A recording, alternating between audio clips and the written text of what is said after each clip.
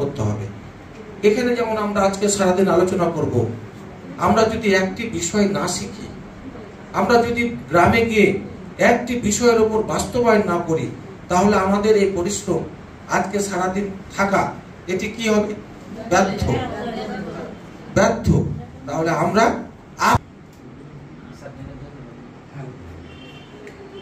রহনপুরে এই প্রথম এ ধরনের নিম্ন আয়ের মানুষ, আর এটি কি আমিও করতে পারতাম না যদি এই প্রকল্প না আসতো। তাহলে মহান আল্লাহর কাছে কোটি কোটি শুকরিয়া আদায় করি যে আমরা আপনাদেরকে নিয়ে আজকে এই কর্মশালা করতে পারছি, করছি। আমরা তাদেরও অনেক দেখাশোনার এখানে প্রকৌশলী বিভাগের অনেকে উপস্থিত আছে। এই প্রকল্পটি যদি না পেতাম, এই রাস্তা ট্রেনগুলো করা সম্ভব হতো না।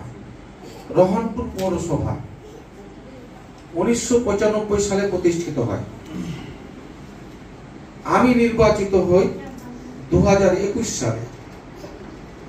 আমি যখন নির্বাচিত হই তার আগে 26টি বছর রহনপুরের পেরিয়ে গেছে। 26 বছরের রহনপুর অবহেলিত। রহনপুরে তেমন কোনো উন্নয়ন ঘটেনি। রহনপুর মানে কি? রহনপুর মানে হচ্ছে একটি বাণিজ্য কেন্দ্র। রহনপুরে এই নামটি এসেছে, রহনপুরে একটি সময় ছিল এটা একটি বাণিজ্য কেন্দ্র। এখানে আমাদের অনেক পুরাতন অনেক কিছু আমরা দেখতে পাই। পাশেই আমাদের একটি পুরাতন জায়গা আছে, মহন্ত স্টেট, যেটি এশিয়া মহাদেশে এ ধরনের মহন্ত স্টেট নাই।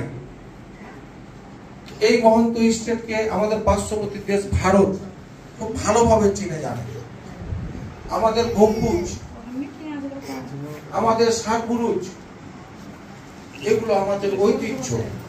এই রহনপুরে বেগম নামে একটি মেয়ে ছিল, যার নামে বেগম কাচারি, যার নামে রহনপুর আহমদী বেগম উচ্চ বিদ্যালয়, যেটিকে আমরা এবি স্কুল বলেছি। এই এত ঐতিহ্যবাহী জায়গা হচ্ছে রহনপুর। অথচ এই রহনপুর আরেকদিকে যদি আমরা দেখি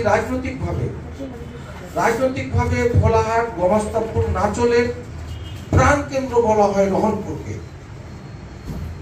নাচল, ভোলাহাট, গমাস্তাপুরের রাজধানী বলা হয় রহনপুরকে। অথচ 26টি বছরে এই রহনপুর অবহেলিত হয়ে থেকে গেছে। সেই লক্ষ্যে আমরা স্বপ্ন বাস্তবায়নের জন্য আমরা অনেক পরিশ্রম করি। মহান রাব্বুল আলামিনের অশেষ রহমত, রহনপুর পৌরসভা, আমি মেয়র নির্বাচিত হওয়ার 3-4 মাস পরে চেষ্টা শুরু করেছিলাম। সেই চেষ্টা করতে করতে করতে করতে প্রায় 3 বছর পর আরো দেখলাম 22 কোটি টাকার টেন্ডার দিলাম। আপনারা জানেন আমাদের কাস্টম অফিসের সামনে একটি আধুনিক মার্কেট, পৌরসভার অধীনে একটি আধুনিক মার্কেটের ইতিমধ্যে আমরা উদ্বোধন করেছি। আমাদের একটি ডিজাইন ভুল হয়েছে বিধায় কাজটি শুরু করতে পারিনি। খুব শীঘ্রই আশা করছি কাজটি শুরু করব। তাহলে এই প্রকল্প আমাদেরকে এই রহনপুরকে কিছুটা সাজানোর চেষ্টা করবে। সেই লক্ষ্যে আজকে যে লিনিকের আজকে আপনার এখানে 25 জন মহিলা উপস্থিত আছেন। আমি আপনাদের গ্রামে গ্রামে গিয়েছিলাম, আপনাদেরকে নিয়ে বসে মিটিং করেছি। মিটিং করে আমি 11টি গ্রাম এই লিনিকের নাম দিয়েছি, প্রস্তাব দিয়েছি। সেখানে আমাদের বর্তমানে কার্যক্রম শুরু হবে 5টি গ্রামকে নিয়ে। এবি স্কুল পাড়া, আমাদের 1 নম্বর রোডের গম্বুজ পাড়া, 3 নম্বর রোডের বেলদার পাড়া, 8 নম্বর রোডের ডাইন পাড়া, 6 নম্বর রোডের খুজিরাপুর। বস থাকবেন, মিটিং করবেন। তো তারা কি কাজ করবে? লিনিক মানে নিম্ন আয় এলাকা। এটা কি মাইন্ড করার কিছু আছে যে আমরাকে নিম্ন আয় বলছে, আমরাকে নিম্ন আয়ের মানুষ বলছে? মাইন্ড করার কিছু নেই। তাহলে আমরা কি স্বার্থে আপনাদেরকে নিম্ন আয়ের লোক বলছি? আমাদের স্বার্থ আছে। আমাদের স্বার্থ কি? ওই এলাকার উন্নয়ন করার জন্য। কিসের উন্নয়ন? আপনি নদীতে নামতে পারছেন না, সিঁড়ির দরকার। আপনার বাচ্চারা যেখানে সেখানে পায়খানা করছে, তাহলে আমাদের ল্যাট্রিন দরকার। আমরা বিদ্যুৎ নাই, আমাদের পানি সাপ্লাইয়ের মোটর বন্ধ হয়ে আছে, তাহলে আমাদের টিউবওয়েলের প্রয়োজন। আমাদের রাস্তার প্রয়োজন। আমাদের পানি জমা হয়ে থাকে, পানি নিষ্কাশনের ব্যবস্থা নেই, আমাদের ড্রেনের দরকার। বর্জ্য আবর্জনার জন্য আমাদের ডাস্টবিনের দরকার। এগুলো যদি হয় একটি গ্রামে, তাহলে সেই গ্রামটি দেখতে ভালো লাগবে না? সেই গ্রামটি দেখতে ভালো লাগবে। সেই সাথে সাথে কি হবে? রোহনপুর পৌরসভার সুনাম হবে, যে রোহনপুর পৌরসভা আগেকার পৌরসভার এখনকার পৌরসভার মধ্যে অনেক পার্থক্য হয়েছে। এই লক্ষ্যে আমরা কাজ করে চলেছি। আজকে আমরা লিমিকের আলোর মুখ দেখলাম, রাস্তার মুখ দেখেছি, ট্রেনের মুখ দেখেছি, আধুনিক মার্কেটের মুখ দেখেছি। আজকে থেকে আমাদের পথ চলা শুরু হচ্ছে যে নিম্ন আয়ের এলাকার কে উন্নয়ন ঘটানোর জন্য। তাহলে ভালো লাগছে না? কাকে ভালো লাগছে আমি জানি না, আমাকে খুব ভালো লাগছে।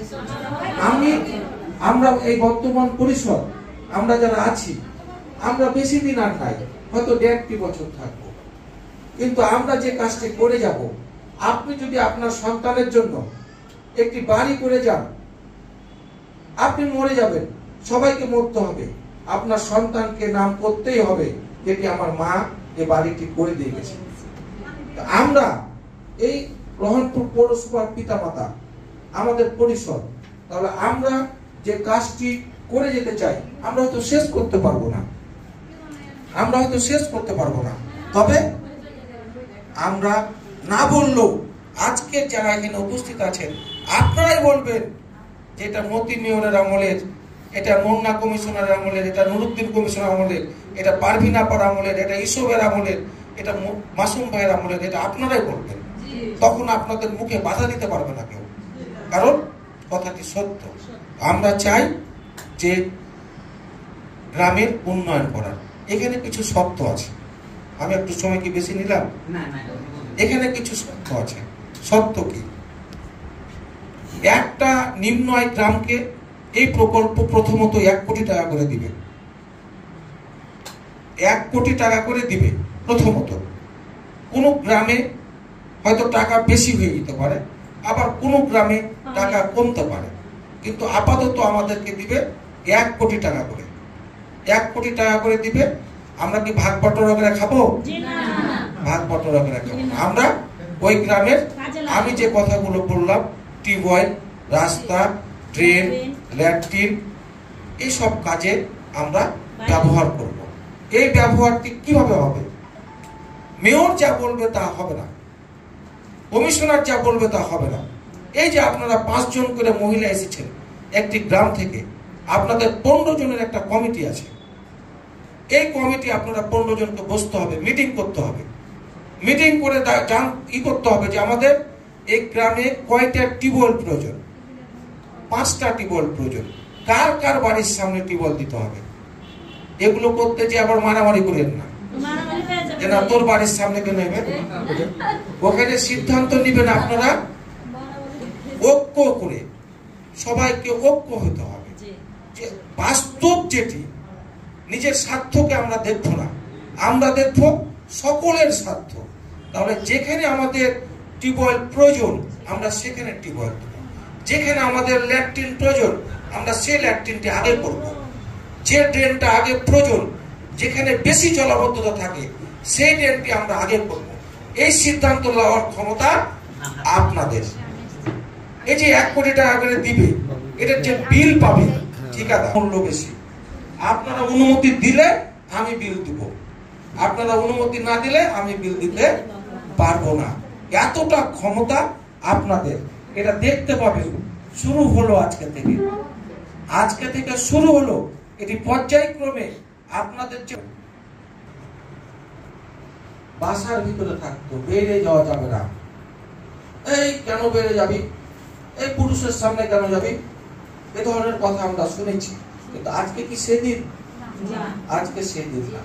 আজকে যদি আমরা তাকাই, প্রধানমন্ত্রী নারী, সংসদ চালাচ্ছে স্পিকার নারী, আজকে সেনাবাহিনী, আর্মি, সেখানে নারী, আজকে থানায় যান, পুলিশে নারী, আজকে উপজেলায় যান, অনেক অফিসার নারী, ইওনো নারী, ডিসি নারী। আজকে যদি আমরা খেয়াল করি, আমরা অনেক জায়গায় দেখি ধান লাগাই লেবার নারী, অনেক জায়গায় আছে। আজকে দোকান করে নারীরা অনেক এগিয়েছে। আর এই এগিয়ে যাওয়ার পিছনে এই প্রকল্প কাজ করছে। অনেক স্বামী আছে না, টাউট, সারাদিন বক বক করে স্টলে বসে থাকে, তরকারি কিনে নি, বাজার করে নি, আর বাড়িতে এসে বউকে মারে, ভাত কোথায়? এগুলোর দিন এখন নাই, এগুলোর দিন অনেকটা বন্ধ হয়েছে। আরো যেটুকু আছে এগুলো বন্ধ হবে। আমি যে কথাটি বলবো, যে আপনাদের সহযোগিতা প্রয়োজন। আপনি যেখানে সেখানে আবর্জনা ফেলবেন আর এই প্রকল্পের মধ্যে আপনি কমিটিতে থাকবেন, তাহলে কি হলো? আপনি যেখানে সেখানে বাচ্চারাকে পায়খানা করাবেন আর আপনি ওই এই কমিটির সদস্য হবেন, তাহলে তো হবে না। এজন্য আপনাদের সহযোগিতা প্রয়োজন।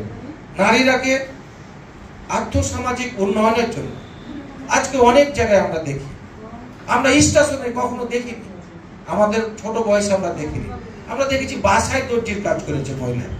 এখন চলে স্টেশনে দেখবেন মহিলারা দোকান নিয়ে বসে আছে, দর্জির দোকান, কাপড়ের দোকান নিয়ে বসে আছে, সেলাই মেশিন, মহিলা অধিদপ্তরে সেলাই মেশিনের কাজ করাচ্ছে সরকার থেকে, কোনো টাকা নিচ্ছে না, বরং তারা টাকা দিচ্ছে। তাহলে নারীরা অনেক এগিয়ে আছে।